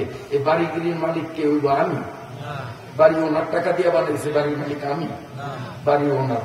তো ওনার বাড়ি ঠিক, দলিল আছে, সব আছে, মালিক উনি, কিন্তু বাড়ির মালিক হইলেই বাড়িতে যাওয়া যায় না। বাড়ির মালিক মুফতি সাহেব ঠিক, কিন্তু উনি মনে চাইলেই বাড়িতে যাইতে পারবে না। বাড়িতে যাইতে হলে 1 নম্বর শর্ত হলো পাসপোর্ট লাগবে। পাসপোর্ট না হইলে আমেরিকা যেতে পারবো, লন্ডন যাইতে পারবো? কেউ কথা কয় না। তাহলে বাড়ি হইলেই বাড়িতে যাওয়া যায় না। কি লাগবো? পাসপোর্ট। পাসপোর্ট হইলেই চলবে না, পাসপোর্টে আবার ভিসা লাগবো নি। এই ভিসা লাগবো নি। এখন পাসপোর্টও আছে, ভিসাও আছে, কিন্তু মুফতি সাহেব আমেরিকার নাগরিকত্ব ভাই নয়। উনি কি বাড়িতে বসবাস করতে পারবো? যাইয়া হয়তো যেই কয়দিনের ভিসা, ওই কয়দিন বেড়াইয়া আবার বাংলাদেশে আইতে হইব, ওই বাড়ি বসবাস করতে পারবো? তাহলে বাড়িতে বসবাস করতে হলে কি লাগবে? পাসপোর্ট, ভিসা, নাগরিকত্ব। ঠিক আছে? ও জোয়ান বাবারা, ভুল বুঝিও না। 10 বার কুল হুয়াল্লাহ পড়লে জান্নাতে বাড়ি তৈয়ার হয়। ওই বাড়িতে যাইতে হলে পাসপোর্ট, ভিসা, নাগরিকত্ব লাগবে। পাসপোর্ট হইল 5 ওয়াক্ত নামাজ। পাসপোর্ট কি? বাড়ি বানাইলেই বাড়িতে যাওয়া যায় না, পাসপোর্ট করা লাগবে। পাসপোর্ট মানে 5 ওয়াক্ত নামাজ। ভিসাও লাগবে। ভিসা হলো রমজান মাসের রোজা। নাগরিকত্ব লাগবে। নাগরিকত্বের কার্ড হলো ইসলামের শরীয়তের বিধানগুলি মানিয়া মানিয়া চলা। যেই ব্যক্তি 5 ওয়াক্ত নামাজ পড়বে, রমজানের রোজা রাখবে, তার জীবনের সর্বকর্মকাণ্ডে শরীয়ত ফলো করবে, তার নাগরিকত্ব কার্ড তৈরি হয়ে যাবে। কুলহু আল্লাহ পাঠাইয়া যেই বাড়ি বানাইল, এই বাড়ির মালিক হবে, বাড়িতে ঢোকাও তার জন্য কথা কয় না অসম্ভব না সম্ভব? সম্ভব। আর যদি পাসপোর্ট ভিসা নাগরিকত্ব না হয়, তুমি কোটি কোটি বাড়ি বানাইতে পারো। ইমিগ্রেশন যখন হবে, বিদেশ যেতে ইমিগ্রেশন হয় না, না হয়? আমরা গেছি তো, ইমিগ্রেশন হয়। ইমিগ্রেশন অফিসার চেক করে যে কাগজপত্র ঠিক আছে কিনা। যদি কাগজপত্র সব ঠিক থাকে তো দড়ি কয় না যে যার বিমান ওঠেন, বিমান উঠতে দেয়, আমারই দেয় নাই, বিমান উঠতে দেয় না। করে কি যান, ওই ওয়েটিং রুম আছে, ওয়েটিং রুমে যেয়ে বসেন। নির্ধারিত সময় পর্যন্ত ওয়েটিং রুমে বসতে হবে।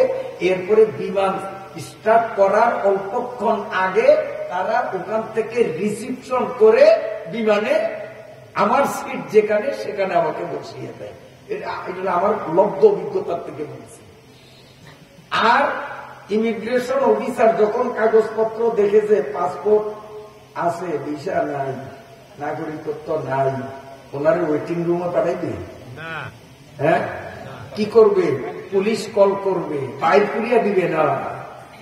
বাহির করি, আমি নিজে চোখে দেখছি তো, বাহির করিয়া দিবে না। যার কাগজপত্রে ভেজাল তারে করবে কি, পাসপোর্ট আসে, ভিসা নাই, বিদেশে পথ দিছে, ইমিগ্রেশন অফিসার পুলিশ কল করবে, পুলিশ আসবে, হ্যান্ডকাপ লাগাইয়া তারে ওই নিব ওর বাড়ি।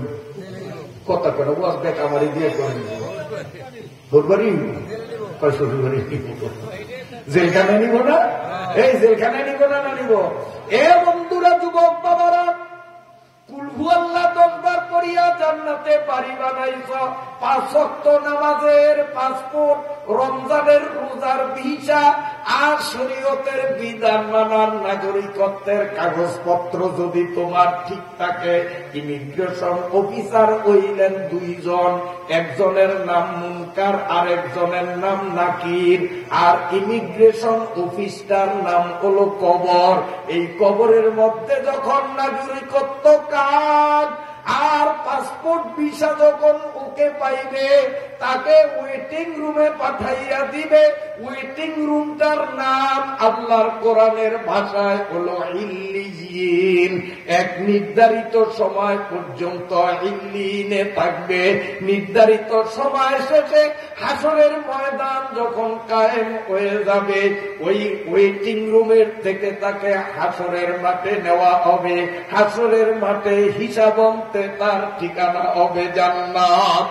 আর যদি কুলহু আল্লাহ সূরা দিয়া বাড়ি বানাইছে, 5 ওয়াক্ত নামাজের ভিসা, পাসপোর্ট বানায় নাই, রমজানের রোজার ভিসা লাগায় নাই, শরীয়তের বিধি ও বিধান মানিয়া জান্নাতের নাগরিকত্বের কার্ড লাভ করে নাই, ইমিগ্রেশন অফিসার মুনকার নকির যখন কাগজপত্রে ভেজাল দিবে, অমনি যেই পুলিশদেরকে ডাকবে, আল্লাহর কোরআনের ভাষায় সেই পুলিশ বাহিনীদের নাম হলো জুবানিয়া। এই জুবানিয়া বাহিনী আমাদের বাংলাদেশ সরকারের এই সেনাবাহিনীর চেয়েও নিষ্ঠুর, সেনাবাহিনীর চেয়েও বড় নিষ্ঠুর, নির্দয়।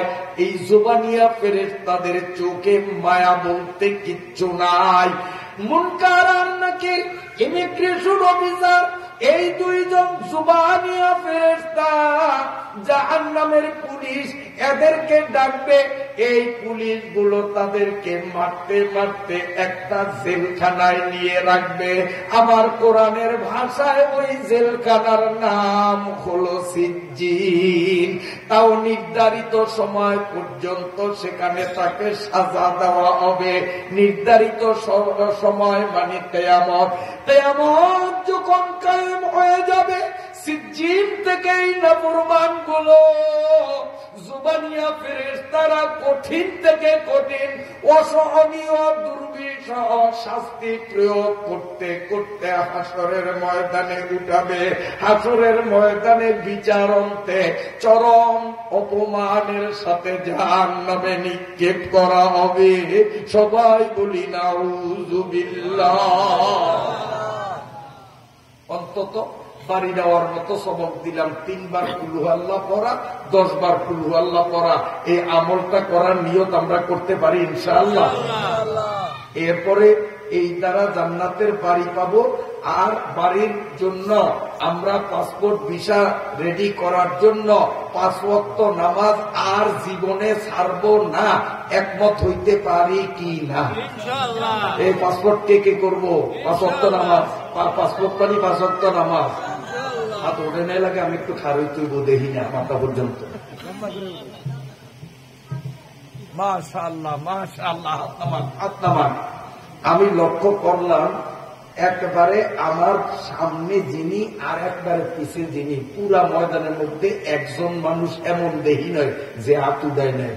জুয়ান বুড়া হুজুর পাবলিক মুরব্বী মাজারি সব বয়সের মানুষ এইভাবে হাত জাগাইছে। বলেন আলহামদুলিল্লাহ। হাত জাগাইছেন সামনে, কিন্তু আল্লাহর কোরআন সাক্ষী। এই যে হাত জাগাইছেন আল্লাহর কোরআনে দেখছেনি, আল্লাহর কোরআনে দেখছেনি। এই যুবকরা কোরআনকে সাক্ষী করিয়া 5 ওয়াক্ত নামাজ পড়ার ওয়াদা করিয়া হাত জাগাইছ, এরপরে যদি নামাজ না পড়ো তো কিয়ামতের ময়দানে কোরআনে তোমাদের বিরুদ্ধে নালিশ করবে যে আল্লাহ আমার সামনে ওয়াদা করছে পাসপোর্ট করবো, কিন্তু পাসপোর্ট করে নাই। কোরআন যখন নালিশ করবে বাঁচার মতো কোনো উপায়ও থাকবে না। হাত যখন উঠাইছ নামাজ ধরতেই হবে। ঠিক আছে নি? করুন আউযু বিল্লাহি মিনাশ শাইতানির রাজীম। বিসমিল্লাহির রাহমানির রাহিম। ইয়াওমা ইয়াকুমুর রূহু ওয়াল মালাইকাতু সাফফা। শব্দ করত। সেই দিন দাঁড়াবে রূহ এবং মালায়েকাগণ। বলবেন যে হুজুর বুঝলাম না। বুঝবেন তো ব্যাখ্যা দিলে। রূহ এটার ব্যাখ্যাও দিব, মালায়েকা এটার ব্যাখ্যাও দিব, তখন বুঝবেন। এখন মোটামুটি বুঝেন যে রূহ একটা জিনিস, মালায়েকা একটা জিনিস। আপাতত মনে মনে বুঝিয়া রাখিয়া অর্থটারে মিল করেন। সেই দিন দাঁড়াবে, কে দাঁড়াবে? রূহ এবং মালায়েকা সফা, সারিবদ্ধভাবে। লা ইয়াতাকাল্লামুন, কেউ কথা বলার সাহস পাবে না। ইল্লা মান আযিনা লাহুর রহমান, তবে আল্লাহ যাকে বলার পারমিশন দেবেন। ওয়া ক্বালা সাওয়াবা, এবং সে সঠিক কথাই বলিবে। যালিকাল ইয়াউমুল হক, এই দিবসটি অবশ্যই সত্য। ফামান শাআ আত্তাখাযা ইলা রাব্বিহি মাআবা, অতএব যার ইচ্ছা সে যেন আল্লাহর নিকট নিজের আশ্রয় স্থল প্রস্তুত করে নেয়। ইন্না আনযারনাকুম আযাবান করিবা, নিশ্চয়ই আমি তোমাদেরকে ভীতি প্রদর্শন করেছি নিকটবর্তী শাস্তি। ইয়াউমা ইয়ানজুরুল মারউ মা কদ্দামাত ইয়াদাহ, সেদিন প্রতিটি মানুষ প্রত্যক্ষভাবে দেখবে তার কর্মফল। ওয়ায়াকুলুল কাফিরু ইয়া লাইতানি কুনতু তুরাবা, আর কাফেরগণ বলবে আক্ষেপ, যদি আমরা মাটির সাথে মিশে যেতাম। এ হল তিলাওয়াতকৃত আয়াত্রয়ের মোটামুটি শাব্দিক বাংলা অর্থ। এবার আসুন তাফসীর বা ব্যাখ্যা। দাঁড়াবে কয়জন? কথা বলেন। রূহ মালায়েকা। এখন তো বুঝবেন, রূহ দাঁড়াইবে, মালায়েকা দাঁড়াইবে। কবে দাঁড়াইবে? হাসরের মাঠে দাঁড়াইবে। কার সামনে দাঁড়াইবে? আল্লাহর সামনে দাঁড়াইবে। কে কে দাঁড়াইবে? কয় না, রূহ মালায়েকা। এইবার আসেন ব্যাখ্যা। রূহের ব্যাখ্যা বুঝতে হলে মালায়েকার ব্যাখ্যা আগে বুঝতে হবে। মালায়েকার ব্যাখ্যাটা বুঝলে রূহের ব্যাখ্যাটা আমি আপনাদেরকে অতি সহজে বুঝাইতে পারবো। আরবি অভিধান মতে মালাইকা এটি বহু বচন।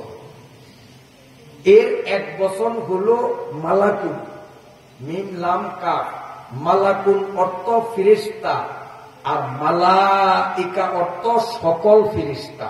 এবার বুঝে আসছেন? ফেরেশতা আল্লাহ তাআলার সৃষ্ট একটা জাত। এরা যেমন খুশি তেমন আকৃতি ধারণ করতে পারে। ফেরেশতা ইয়াতাশাক্কালু বিআশকালিন মুখতালিফা। সাপ হইতে পারে, বিড়াল হইতে পারে, তালগাছ হইতে পারে, মাইক হইতে পারে। ওই মনে যদি কয় যে আমি এখন মাইকের আকৃতি ধারণ করুন, তো আস্তে একটা মাইক আসলে কিন্তু ফেরেশতা। মানে ফেরেশতারে আল্লাহ এমন যোগ্যতা দিছে, জিনেরও এরকম যোগ্যতা দিছে। জিনে আর ফেরেশতা যেমন খুশি তেমন আকৃতি ধারণ করতে পারে। তবে জিনদের মধ্যে লিঙ্গ ভেদাভেদ আছে, নারীত্ব পুরুষত্ব দুইটা জাত আছে। কিন্তু ফেরেশতাদের মধ্যে নারীত্ব পুরুষত্ব নাই, এদের মধ্যে যৌনতা নাই। ফেরেশতা জগতে জিন জাতিরা পানাহার করে, কিন্তু ফেরেশতারা পানাহার করে না, খাওয়া দাওয়া করে না।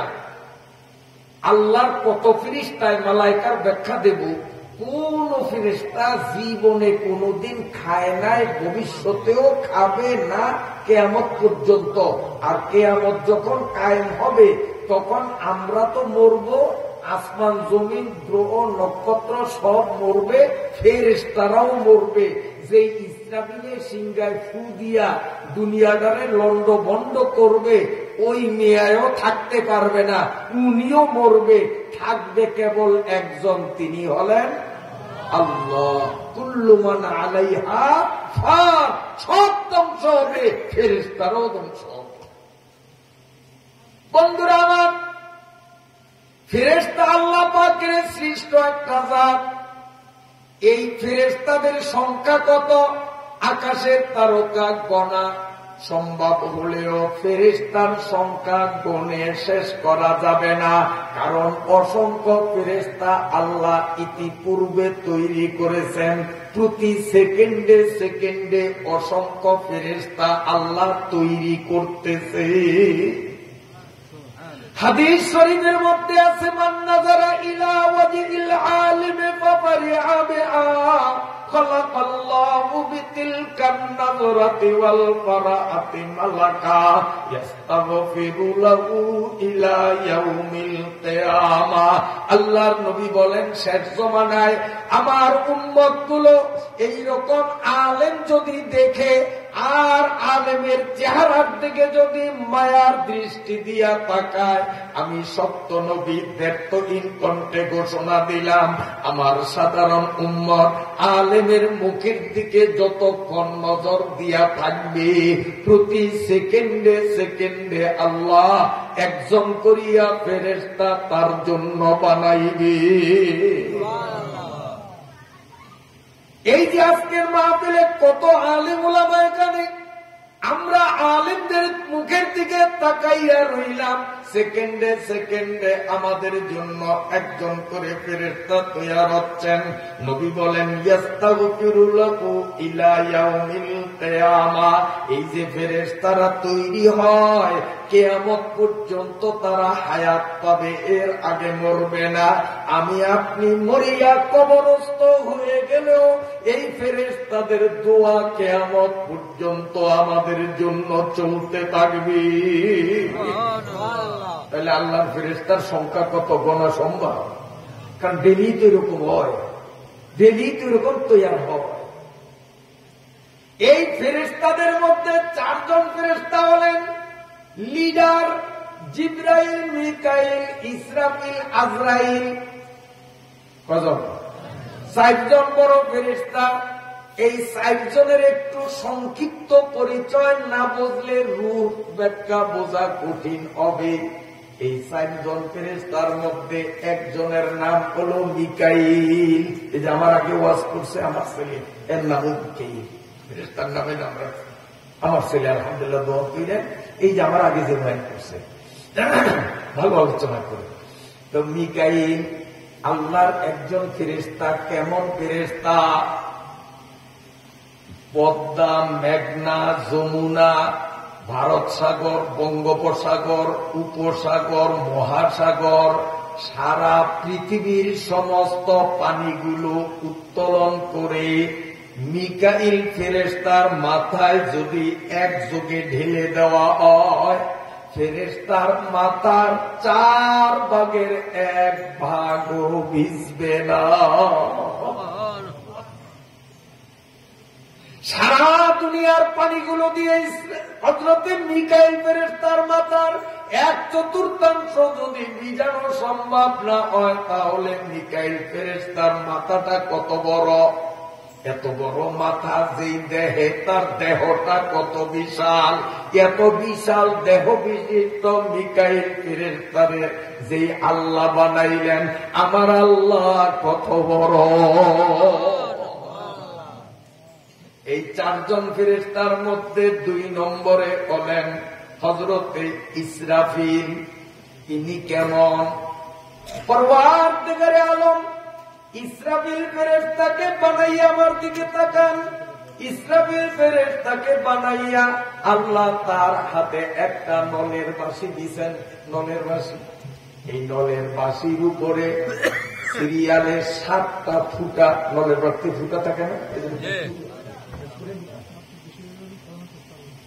আচ্ছা, তাইলে আর আমার করার কিছু নাই, কারণ তাফসীর আমি সবে মাত্র শুরু করলাম। মালাইকার একটু ব্যাখ্যা দিতে শুরু করছি, এরপরে রুহের ব্যাখ্যা, এরপরে আর বাকি 5 মিনিটের আদৌ সম্ভব না, অন্তত 1 ঘন্টা সময় যদি দিতে পারে। তো মোটামুটি আমি কোন রকম সিকিয়া সাকিয়া একটু তফসির আপনাদের আমি শুনাইতাম। কারণ শুনছি আপনাদের এই এলাকায় নাকি এমন কিছু লোক বলিয়া গেছে যে কোরআনের বলে তফসির হয় না, এই মাঠে বলে আলতু ফালতু কথা বলে। আই ক্যান চ্যালেঞ্জ, সে তফসিরের কি বুঝে আমার কাছে নিয়ে আসেন। সে তফসির বুঝে না, আমি বুঝি, হয়তো আমার থেকে তফসির জানবে, আর নচেত আমারই তফসির পড়াইবে। 2 কলম লেখা বিরক্ত করে আসছি। এই জন্য ইনশাআল্লাহ তফসির করব। সেই নিয়তে আমি আগে ভূমিকা দিয়ে ফিল্ড তৈরি করছি। ফিল্ড তৈরি করতে বিলম্ব করছেন আপনারা, মাঠে আসছেন দেরিতে। যদি আর এশার নামাজের সাথে সাথে আসতেন, আমি কোনো ভূমিকায় না গিয়ে ডাইরেক্ট তফসির শুরু করতাম।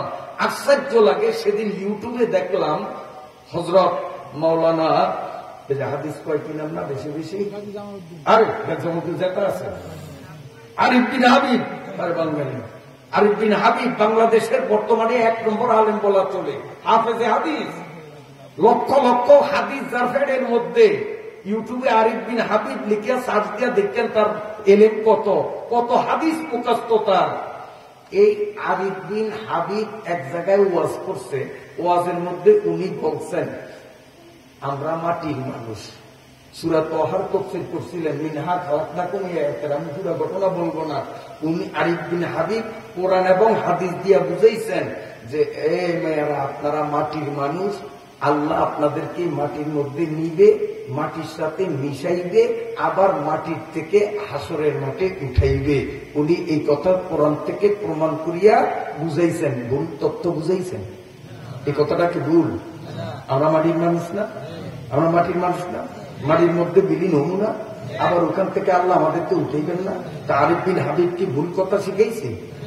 এই বয়ানটা শোনার পরে আমাদের বাংলাদেশের একজন আলেম, তার এলেম আছে, আমার থেকেও এলেম অনেক বেশি, কিন্তু এলেম থাকলে হবে কি, তার মধ্যে গ্রাফিটি আছে, আমিত্ব আছে, গৌরব আছে। আরিফ বিন হাবিবের মধ্যে এলেম আছে, কিন্তু আমিত্ব নাই, গৌরব নাই, মাটির মানুষ। তো যেই বেটার এলেম আছে, আমি অস্বীকার করি না যে এলেম নাই, এনায়েতুল্লাহ আব্বাসী পেট ভরা এলেম, কিন্তু আরিফ বিন হাবিব যতটা হাদিসের কিতাব পড়ছে, আমার মনে হয় এনায়েতুল্লাহ আব্বাসী অতটা কিতাবের নামও জানে না, পড়ছে তো দূরের কথা। সেই এনায়েতুল্লাহ আব্বাসী কাউন্টার দিয়া তিনি আরিফ বিন হাবিবকে কয়, মৌলবী কয়ান কিতাব পড়ছো? আরিফ বিন হাবিবের কয়, তুমি কোরআনের অপব্যাখ্যা করছো। মিনহা খালাকনাকুম, এইটার অর্থ হইল আমরা সবাই মাটির মানুষ না, আদম মাটির মানুষ, আমরা হইলাম বীর্যের মানুষ, আমরা তৈরি হয়েছি মা বাবার বীর্য দিয়ে। তুমি কোরআনের অপব্যাখ্যা করছো মৌলবী, কয়খান কিতাব পড়ছো? এনায়েতুল্লাহ আব্বাসীরে পাইলাম না, সামনে পাইলে জিজ্ঞেইতাম যে মৌলবী তুমি কয়খান কিতাব পড়ছো? আরিফ বিন হাবিব যতখান কিতাব পড়ছে তুমি অত কিতাবের নামও জানো না।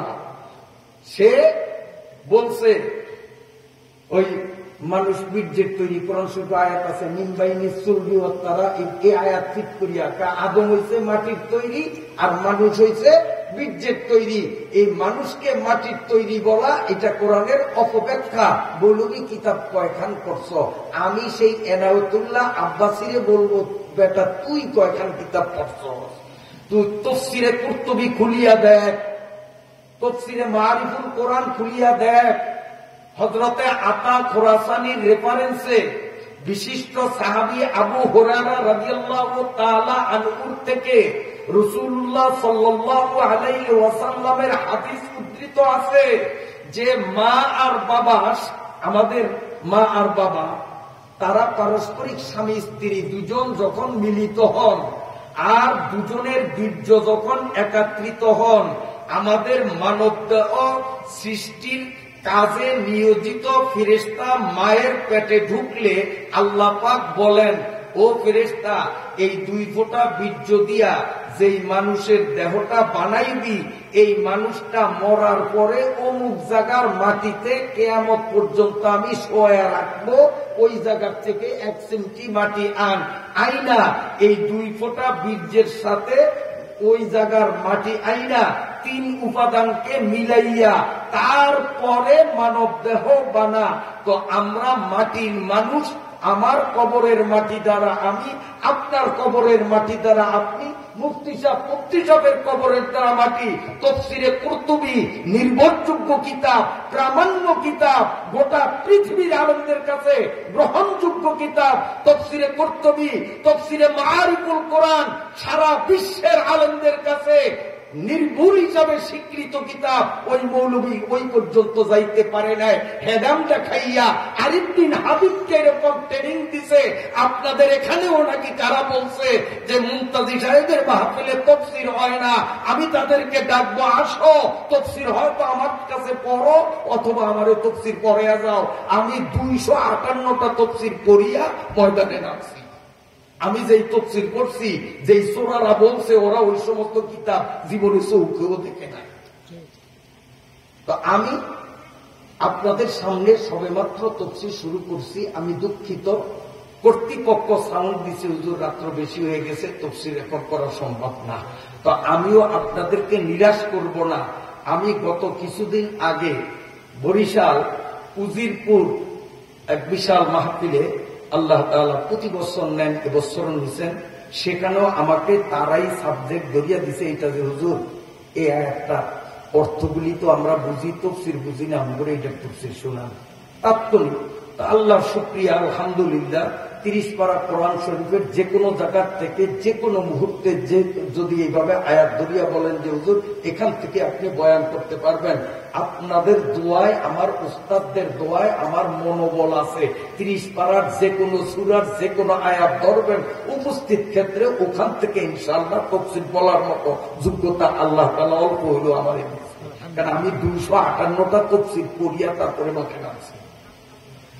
মহতারাম হাজিরিন, সেখানে আমার কাছে তারা এই আয়াতগুলি দিলেন। আমি ধারাবাহিকভাবে, কারণ যখন আমি মঞ্চে যাই তখন মাঠ কানায় কানায় ফুল ছিল, যার কারণে আমি কোনো ভূমিকায় যাই নাই, যাইয়েই ডাইরেক্ট তফসির শুরু করছি। আর আজকে আপনারা ধীরে ধীরে ধীরে ধীরে আস্তে আস্তে সময় ফুরিয়ে দিচ্ছেন, এই জন্য আমি তফসির শুনাইতে পারি নাই আপনাদেরকে। তবে পাইবেন, আপনারা মোবাইল দিয়া ইউটিউব ফাংশনে ঢুকবেন, ঢুকিয়া বাংলা অথবা ইংরেজি অক্ষরে লিখবেন নবীপুর মিডিয়া ভোলা, 3টা শব্দ, নবীপুর মিডিয়া ভোলা লিখিয়া সার্চ দিবেন। এটা আমার ব্যক্তিগত চ্যানেল। এই চ্যানেলে আমরা বাপ্পু 2 জন আছি।